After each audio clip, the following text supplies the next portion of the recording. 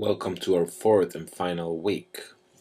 The first thing we're going to learn in this video is automation, or how to automate or animate any given knob or fader in Reason.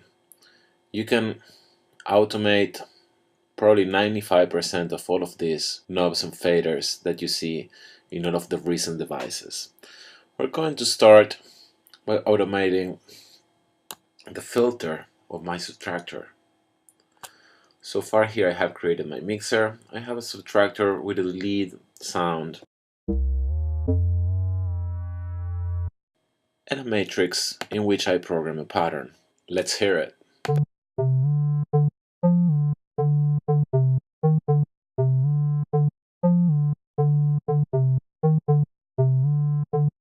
As you know by now, if I move the frequency or resonance of my filter, I'm going to change the sound.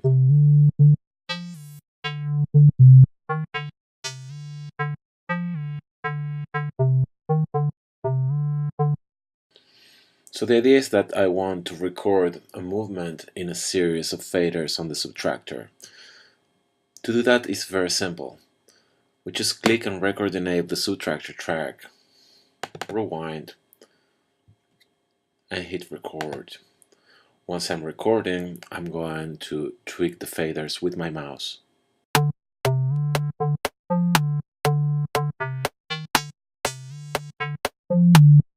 You can see already a curve being recorded on the subtractor track. I'm going to select the resonant fader now, and I have a new lane with automation for the frequency.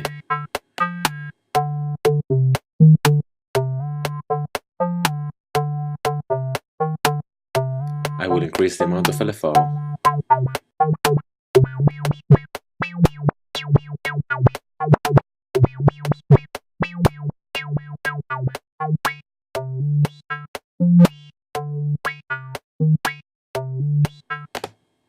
And now I stop.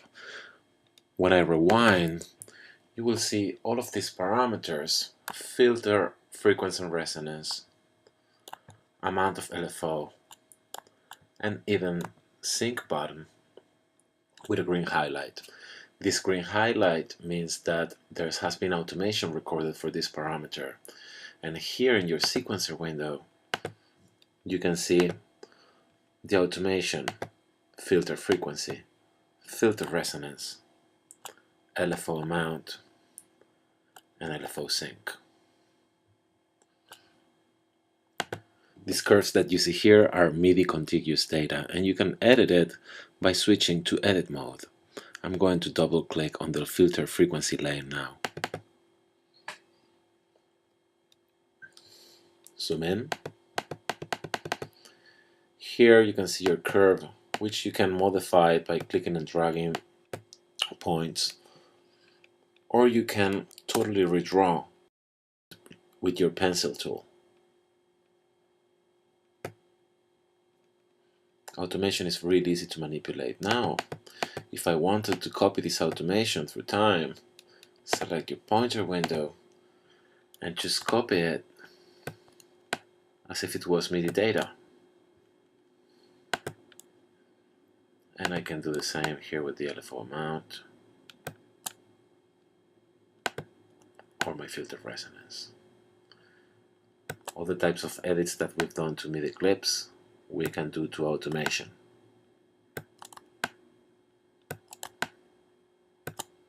Let's play it back.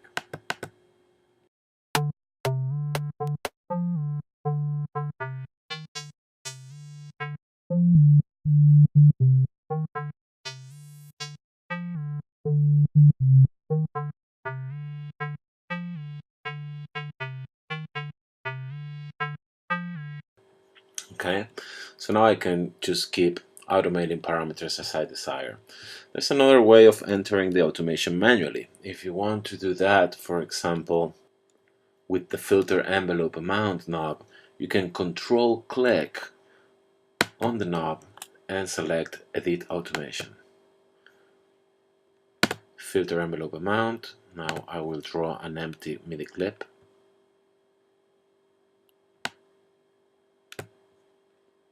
double click on the clip, select my pencil tool,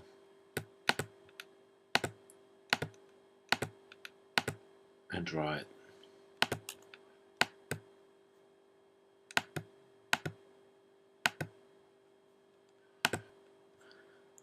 And if necessary, move it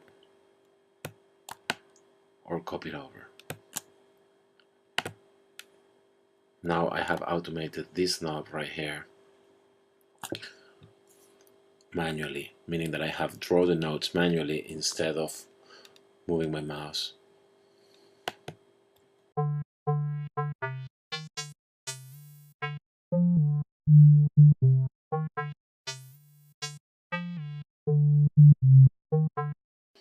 So remember, all of the instruments and other devices in Reason can be automated.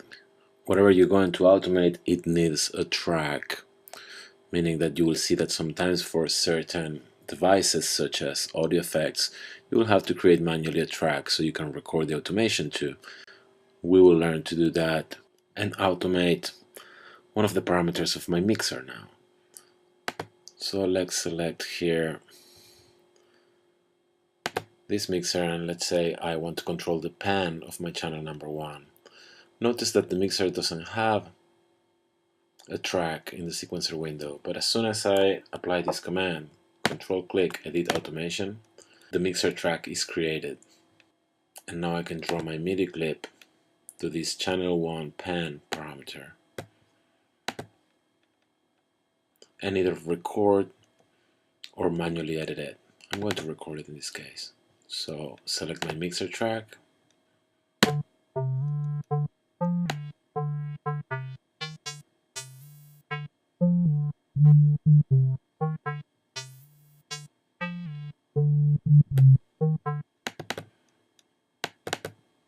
and that's how I recorded automation to my channel 1 pan knob. Apply the same concept to any of the recent devices, just as the Maelstrom. Everything that you can see here, it's automatable. So not only you can create very interesting sounds, but you can have them morph through time thanks to automation. You know already how to program automatic pattern changes and edit them. So it's time for you to think on these concepts of parameters being altered through time. It's not that you will tweak the mixer or a synthesizer once and stick to one type of sound. I mean, you could if you wanted to, but you have the opportunity of animating these parameters through time. So that's the concept of automation. You have no limit on how many parameters you can alter. And just mind that your sequencer window is going to get crowded the more parameters you automate, but you can always collapse your tracks. So in this week I'm going to be showing you several audio effects, and I'm going to be automating parameters at the same time, but I wanted to get acquainted with the concept of automation first thing this week.